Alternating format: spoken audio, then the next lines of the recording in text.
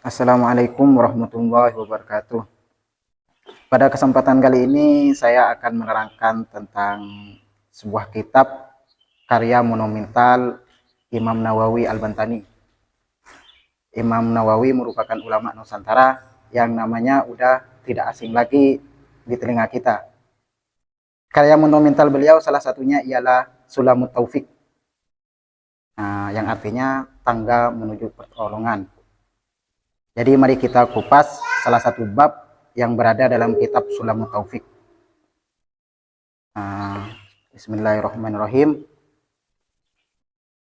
Di sini saya akan menerangkan tentang ma'asil aini, yaitu tentang maksiat mata. Jadi pada kesempatan kali ini saya akan menerangkan tentang beberapa dari maksiat mata. Jadi akan saya bacakan lafadznya. Bismillahirrahmanirrahim.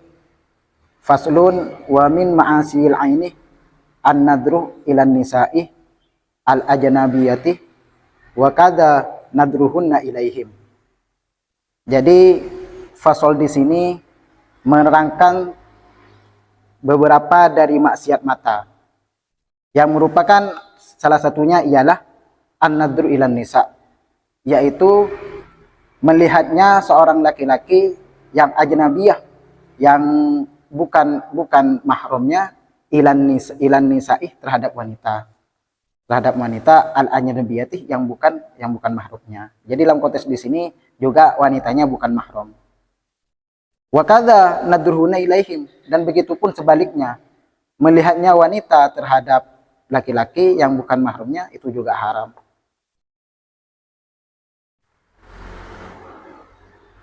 Wa nadrul aurati fayahrumu nadrul rajuli ila syai'in min badanil mar'ati al ajnabiyati wairul haliliyati. Jadi di sini melihat aurat itu haram hukumnya. Fayahrumu nadrul rajuli ila syai'in min badanil mar'ati, yaitu melihatnya laki-laki terhadap auratnya perempuan ataupun dari sesuatu dari badannya perempuan yang bukan mahramnya itu haram.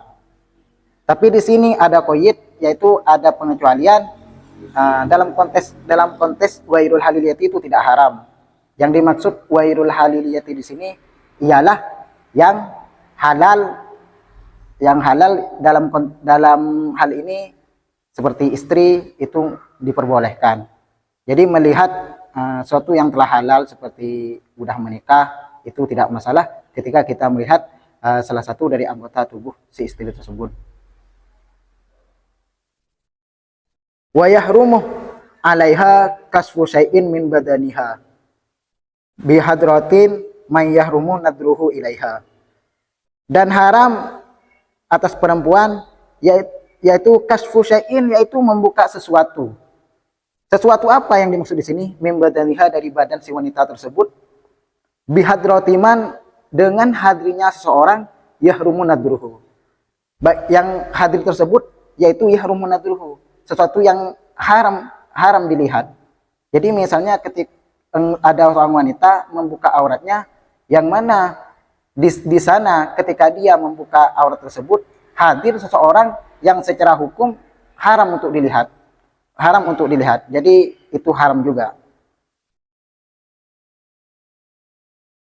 Terus di sini secara lanjut akan diterangkan wa yahrumu 'alaihi wa 'alaiha kasfu syai'in mimma bainas surrati wa rukbati bihadrati muttali'in 'alal aurati walau ma'a jinsin wa mahramiyatin.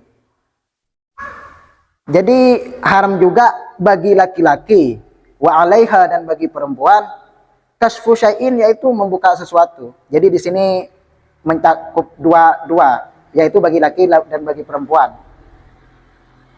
Mimma, dari sesuatu, bainas surati, di antara pusar wa rukbatih, dan lutut. Jadi di antara pusar dan lutut haram dibuka bihadrati mutoliin alal aurati, dengan hadirnya orang yang haram untuk dilihatnya. Jadi termasuk haram juga. Jadi ini konteksnya bukan hanya berlaku untuk wanita saja, ataupun berlaku dalam konteks seluruhnya, yaitu baik laki-laki ataupun perempuan.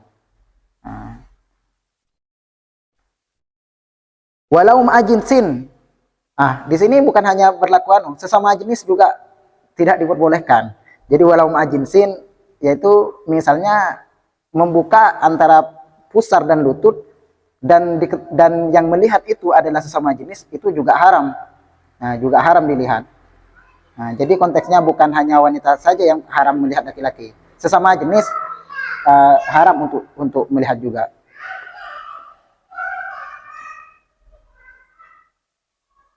Nah, di sini juga bukan hanya sesama jenis, yaitu wa mahromiyatin, yaitu orang yang mahram. Orang yang mahram juga haram untuk melihat aurat. Nah, ini yang perlu kita perdalam. Terkadang karena alasan mahram, adik kakak, kadang bebas dalam membuka aurat. Contohnya sepertinya kadang kalau di rumah ketika kita udah kayak saudara misalnya, kita kadang bebas membuka kerudung kayak kalau si wanita. Begitupun kayak laki-laki kadang pakai celana di atas lutut. Nah, dan hal itu sebenarnya nggak diperbolehkan. Karena dalam konteksnya di sini mahram saja juga haram, apalagi yang bukan mahram. Jadi mahram di sini haram melihat aurat, apalagi yang bukan mahram. Jadi tetap ada batasan sekalipun itu mahram. Nah, seperti adik kakak itu tetap haram melihat auratnya. Nah, kecuali wairu halilin. Nah, kecuali udah halal, beda lagi konteksnya kalau udah halal. Seperti udah menikah suami istri, tidak masalah. Wa yahrumu alaihima kasfus sawataini fil khulwati